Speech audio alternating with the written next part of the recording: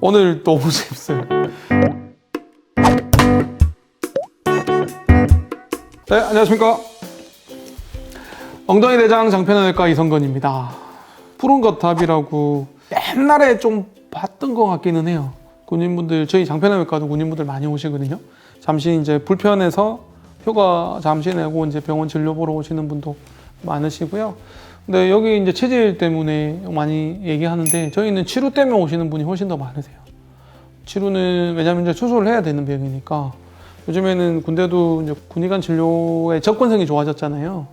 그래서 진료를 보고 체질이다 그러면 또 약 주고 연고 바르시고 이렇게 하시면 되고, 근데 치료는 이제 수술을 해야 되니까 수술을 하려고 군에서 하는 경우도 있지만 또 이제 나와서 민간 병원에서 하시겠다고 해서 오시는 분도 많으시거든요. 이게 직업적인 얘기를 조금 하면 군인도 항문 질환의 호발 질환 군이에요.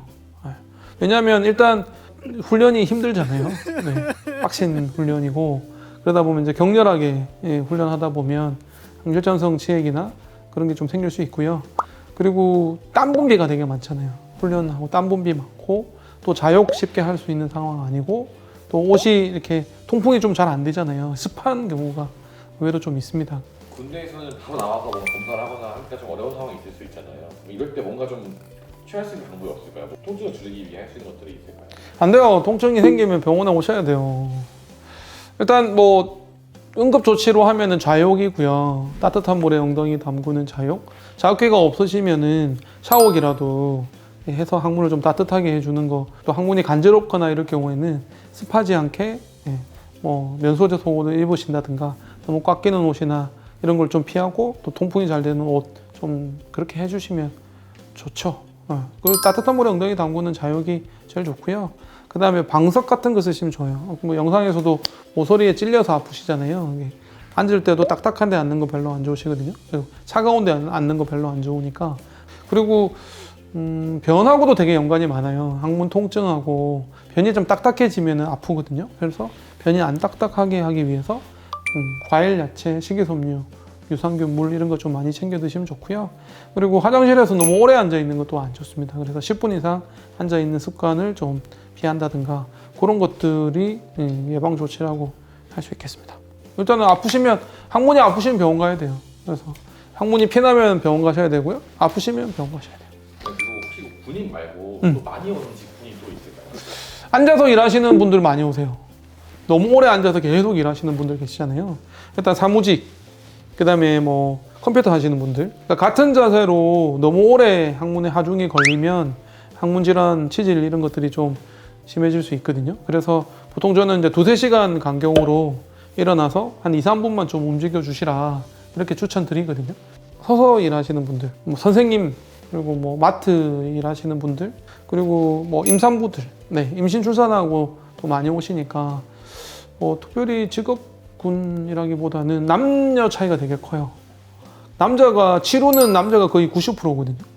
이게 이제 남성 호르몬하고 연관이 돼 있다고 알려져 있기는 한데, 이게 이제 치료가 주로 항문 세밀이라는 곳에서 염증이 생기는데, 남자는 좀 깊고 여러 개고 이래서 호발 확률이 좀 높다고 돼 있거든요. 그리고 체질도 남자하고 여자하고 좀 달라요. 약간 통증도 좀 다르고 수술하고 나서 관리도 좀 다르거든요. 어쨌든 성별, 남녀의 차이가 좀 큰 것 같고요. 직업군도 물론 연관이 좀 있기는 합니다.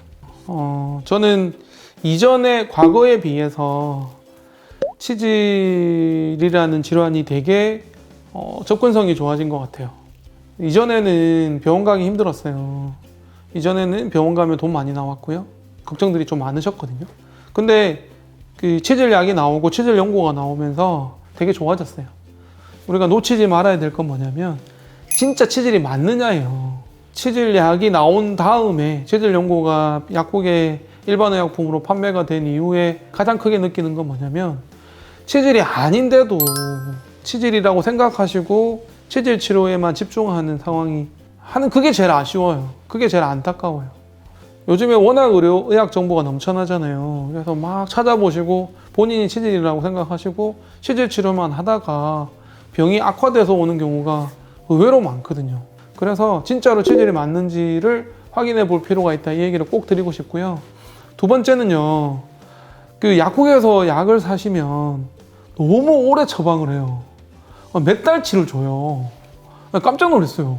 광고 이런 데서 오래 드셔야 된다고 그러고 뭐 장기 복용해야 된다고 그러고 오래 드셔야지 낫는다고 그러고 이런단 말이에요. 근데 저는 그 생각에 그 말에 동의하지 않거든요. 불편할 때 약 드시는 거고 불편할 때 관리하시는 건데 그렇게 장복을 하는 그런 영양제 비타민이 아니란 말이에요. 그래서 그렇게 오래 드실 필요 없다 이 얘기 좀 드리고 싶고요. 세 번째는 비싸요. 의사한테 진료받고 처방받아서 약 타드시는 게 훨씬 더 싸요. 훨씬 더 경제적으로 여러분들한테 이득이에요. 그래서 합리적인 의료 소비자가 되셨으면 좋겠다는 생각이 좀 듭니다. 엉덩이 대장 장편한 외과 이성근입니다. 고맙습니다.